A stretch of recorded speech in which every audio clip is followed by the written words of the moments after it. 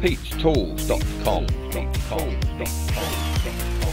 G'day guys, Pete's Tools, great to see you here again today. Hey, something a little bit different for you guys today. What we're going to do today is change the oil on my old Mitsubishi Fuso here. It's a 2014 Fuso with a 4P10 engine in it. Now a mate of mine had one of these trucks exactly the same, and he put the wrong sort of engine oil in it, and he did $3,500 worth of damage to the DPF. And if you don't know what a DPF is, it's the diesel particulate filter. And it's right pain in the arse, well I think it is anyway. But anyway, that's just my thoughts. I prefer the old trucks, but anyway, you've got to move with the times, and this is a modern sort of vehicle. So anyway, we'll get into it guys, and we'll change the oil, and I'll show you what oil not to put in here. So here we go guys, we'll just flick the old cab up. This is a motor over cab model. So we'll go up like those, just the same as normal. Flick them up like so. Now we're on the left hand side here guys, and I'll show you the oil filter. So like I said guys, the oil filter is on the left hand side, so we'll just come in here and we'll have a look at them. See here, if you note down there guys, can you see down here guys, it's a bloody plastic filter. It's got the plastic housing on it, and it's got the breather up the top here. What I'm used to guys is the metal canister one, and it normally screws on upside down, not this way up, and it's normally on the other end of the it's normally underneath the motor, if you know what I mean. But anyway, this is what we've got. This seems to be the modern way of doing things. I don't like it personally, but anyway, that's just me. Like I say, I'm a bit of a funny old git. And it's just a standard common rail diesel, as you can see here. It's got the Fuso badge on it, but I actually think these engines are made by Daimler. I don't think Mitsubishi makes these engines anymore. It's made by Daimler Chrysler or something, I think, or just Daimler, I don't know. I think they're made in Korea as well. I don't really think they're as good as the old Mitsubishi engines, but anyway, like I say, that's just me and my prejudice. But like I'm saying guys, if you don't put the right sort of oil in these things, they can do all sorts of bloody damage. You don't want to be going down that track, I tell you that for nothing. It costs you a bloody fortune. The oil cost for these things is probably 30% more than normal oil, because you have to use 100% synthetic oil, otherwise you bugger up all your DPF, your diesel particulate filter. Because what you got to do is you got to do a burn on these trucks. Basically the computer tells the truck when it's got to burn out the exhaust system, to put it in a nutshell. And if you're using the wrong sort of oil, if you're using the old oil with the old additives in it and a lot of ash compound in it, what it does is it blocks up your exhaust system, and then you run into all sorts of bloody trouble, and then you have to renew half your exhaust system, and that's where the thousands of dollars come in. So it's just as easy to spend a little bit more money and make sure you're putting the right oil into it guys. So the first thing I do guys before we attempt to change the oil is just start it up and just warm it up for a couple of minutes. Don't get it too hot, because the oil is quite thin in these modern trucks anyway. Just get it warm enough so it just flows out nicely, so you don't get a whole lot of residue left in your truck when you go and change it. So just start it for a couple of minutes and let it run.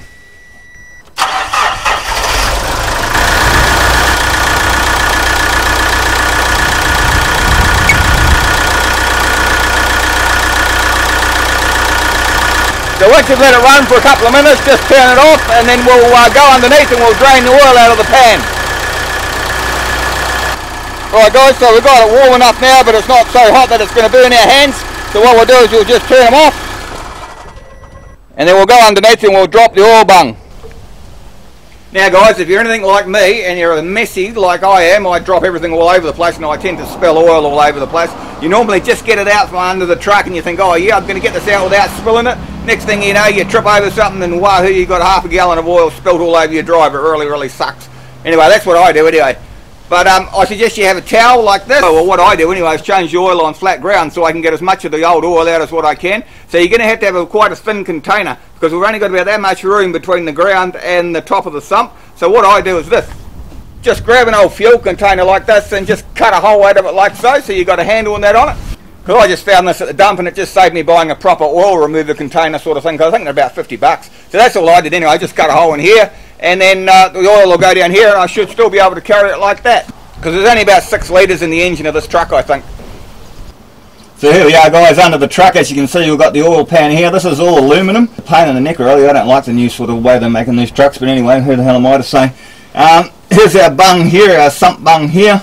And as you can see, there's no distance here. That's why I cut down the fuel container, so I can just slide it underneath, and even then we'll only be up about there. So what we'll do guys is we'll loosen that off. It shouldn't be that tight, but we'll give it a bit of a gumboot, Pete, give it a gumboot, there you go. And just undo it enough so the oil doesn't start pissing out of it. And then what we're going to do guys is we'll grab our container, slide it under there, and then try and get your hand under there and undo the rest of it. That's the theory anyway, without getting all the oil all over the place. I bet you I still do. Right, slide our container under here guys. Here we go. You see what I mean? We've got bugger all room there. So what we're going to have to do is try and pull this away, line it up, so I can get this bung out.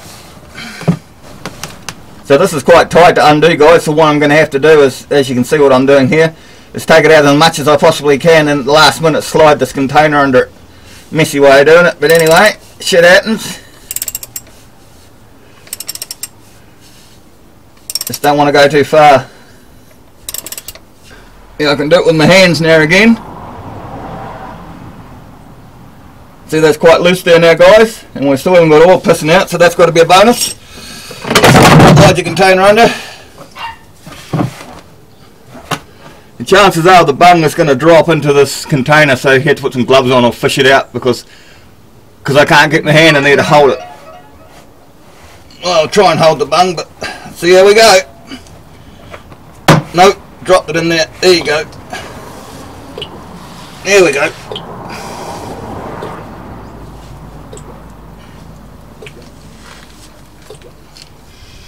Now, if you notice, guys, this isn't coming out very fast, and I'll show you why. So as you can see, guys, we're back on the top of the motor again. If we undo the oil filler here, that will stop the vacuum in the sump and it will just flow a bit freer. Also, guys, if you notice on top of the oil filter here, there is a breather. We'll undo that as well. So if we undo this, guys, it's only a little plastic bung thing, but it'll help the circulation of the oil. It'll stop me getting the vacuum in there. So we take this out. We have to take that out anyway when we put the new oil filter in. And this here has got a little rubber grommet on it. So I managed to fish the bung out, guys, without too much stress, and I didn't get too dirty with the old bloody black oil. Yuck. So I put a new O-ring on the bottom of it there, as you can see, and what we'll try and do now is we'll just screw them back in without getting too much oil spilled all over the place. So I'm not very good at this, guys, as you probably already realised. Anyway, let's have a crack at it, Nigel. Give it a crack.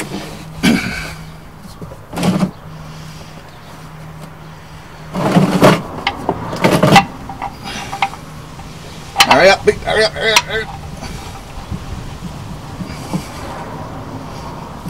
Not too bad, guys. What do you reckon? Hey, that wasn't too bad. Didn't even get any drip. Look at that.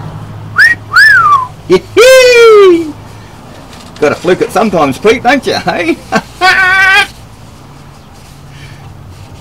I'll have to try and clean up where it's going to seat, guys.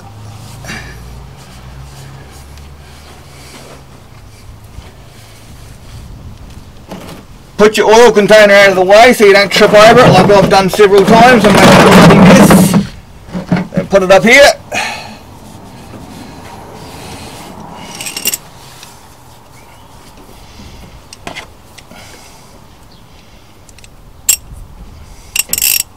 And we'll just tighten the bung back up again, guys.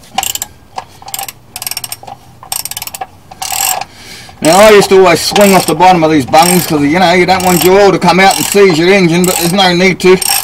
You can use torque settings that are in your manual if you want, but I don't know anyone that actually does that. So I just do it up so it's just tight and give it a little bit more of a tweak after that. See, we're tight here, guys. See that we're tight? I just go 1, 2, 3, and that'll do me. Clean it up again, guys, as much as you can. Try and get as much of the wet oil off as you can so you can see after you've started it for the first time whether it's just leaking a little bit, and then you know you have to fix something. So that looks nice and dry.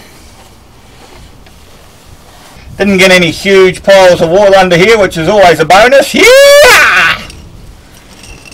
Right, now what we're going to do with this container that I made is just drag it out, guys, without spilling it, of course.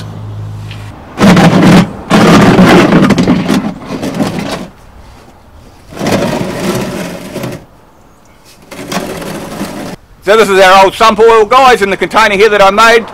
We didn't make too much of a mess, which is totally unusual for me. Normally it's spread from one end of me to the other. But anyway, we got lucky this time. Yeehaw! So anyway, what we'll do now is we'll go and change the oil filter and put the new oil in. Let's get into it. Now, because I don't have an oil filter remover, and I doubt if you can even get it in there, it's that close quarters in there. What I use is a big socket like this and an extension to get me up and above all this crap here. As this has the big nut thing on the top, it's not really a problem. Anyway, so we'll just loosen it off a little bit. Stick them in there. Give them a tweak, Pete. Yep, there we go. Now what you need to do, guys, is put a rag underneath that on the ground, because there'll still be some residue of oil left in here. So we'll take them out. Here it comes. He's not that tight. Bloody plastic, I hate it, eh? Once again, guys, this will have O-rings on the bottom of it, so just be careful when you pull it up. Just make sure you've drained enough oil out of the sump. You shouldn't have too much of a mess, but like I say, I'm a messy guy. Flip them up the other way quickly. We've got a few drips down there, guys. And this is what we've got, guys. We've got a paper cartridge in here that's just held in there by suction. You pull it up like that. See that ugly paper cartridge in there? What we have to do is replace it. So what we'll do is just clean this up with a rag, get all the sludge oil out of it, and then we'll put the new one in. So this is our old filter, guys. See, it's got a bit of a suction cup on this end and it's got a locator on that end. So we'll stick them there. Here's our reusable plastic holder, and once again it has an O-ring on here which has to be replaced when you put your new filter in. So here's our replacement filter, guys. This is exactly the same. It's just a copy of the original Mitsubishi filter. It's about half the price, but it works just as well. I've been using these for quite a few years now. And as you can see here, guys, we've got a new O-ring here, and we've got a new seal here for the top with a new O-ring in that as well. That's the breather valve. So before we assemble this back up, make sure that the reusable cartridge is as clean as the whistle in there. Clean it up with something soft, a pair of undies or something like this. And if you notice in there, guys, if you see right in there, guys, you can see the top of this filter here clicks in there, and the suction cup here clamps down on your filter body on the motor of your truck. Easy peasy lemon squeezy. Yeah! So what we do, guys, make sure you clean that up. Like I said, push this end and this end. Hear that? Click! We're in. Beautiful! Won't come out. Suction cup, suction's on there. We're all good to go. Grab your new breather here. Just screw them in there. Not tight, just screw them in there so we don't lose them. Then what we want to do, guys, is just flick the old O-ring out like that. And flick your new one on like so. Yeah! Easy peasy, lemon squeezy. No worries at all. Rightio, so we'll just reassemble this, guys. Just screw them in there where we got them from. Remembering all the time, guys, that this is just plastic, so we don't need to over tighten it. Just tighten it enough so it doesn't leak. Tighten it up until she binds in there, guys, but don't over tighten it because it's only plastic. You'll feel when it starts to get tighter. Here we go now, we're tight, and just give it a little bit. Yeah, like that, and that'll do you. A little bit like that will do you. What I normally do, guys, anyways, is I'll wipe all the excess oil off that, and I'll fill it up, and then we'll go for a quick run for 5 minutes, make sure we've got no leaks, and then we're all good to go. Yeah! Right, guys, now what I reckon is the most important part of this video. If you have one of these trucks, like a Mitsubishi Fuso, Mitsubishi Canter, anything with the 4P10 engine or above, then you're going to have a totally synthetic engine oil. You can't use a half synthetic, and you can't use the old engine oil style, because what it'll do is it'll gum up your works and you end up with all sorts of issues. You end up with your truck in the shop, it'll cost you thousands and thousands and thousands and thousands of bucks. Trust me, it happened to one of my mates and it ain't going to happen to me. Like I said before, you pay a little bit more for the totally synthetic oil, but it saves you a lot of drama in the long run, eh? So you need a totally synthetic oil. Otherwise your DPF system will clog up and you'll have all sorts of computer issues with your truck and it will just turn to crap, trust me. Anyway, so that's my waffle for today about engine oil.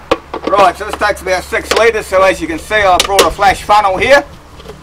See my flash funnel, it's cool, eh? Right, take the dipstick out as well. We haven't done up the bleeder valve on top of the filter yet, because I'm going to run some oil through it first, and then we'll do up the bleeder valve on the filter, and then we'll see how we're going. Yeehaw! So we've got 10 litre container here, guys. It takes 6.2 with the oil filter fill. I've used a little bit out of this thing, so what we'll do is we'll dump 3/4 of it in there, and then we'll check how we're going with the oil levels. Don't overfill them either, that's just as bad as having not enough.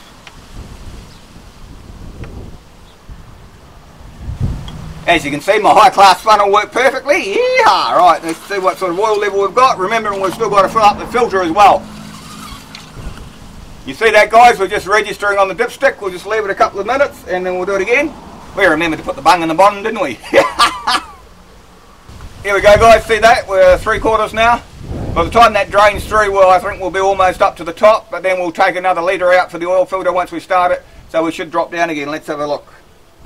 I think I'll just put a little bit more in there, and then we'll start it up and then get it into the filter. That should be full now, and then by the time we fill the filter up, we should just have to add a little bit more, and we should be Jake. Yeah, we're right full now, guys, see? And by the time we put some in the filter, we should be right. Right, let's kick it in the guts. You might hear it might just rattle for a couple of seconds first, until the oil pressure gets back up again. So, let's do that, eh?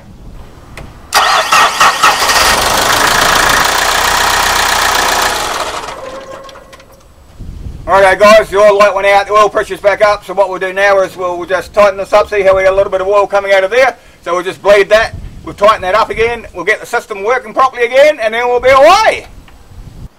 So guys, that's about it for what it's worth. We took it for a quick test run, got it running up to normal operating temperature, checked my oil levels, which are all normal, no leaks, no nothing, so we're all good to go for another, well, they reckon 30,000 kilometres or 18,500 miles, but I wouldn't do it like that. I do it about 10,000 mile intervals. But remember guys, remember to use totally synthetic oil in these sort of trucks, otherwise you're going to your truck.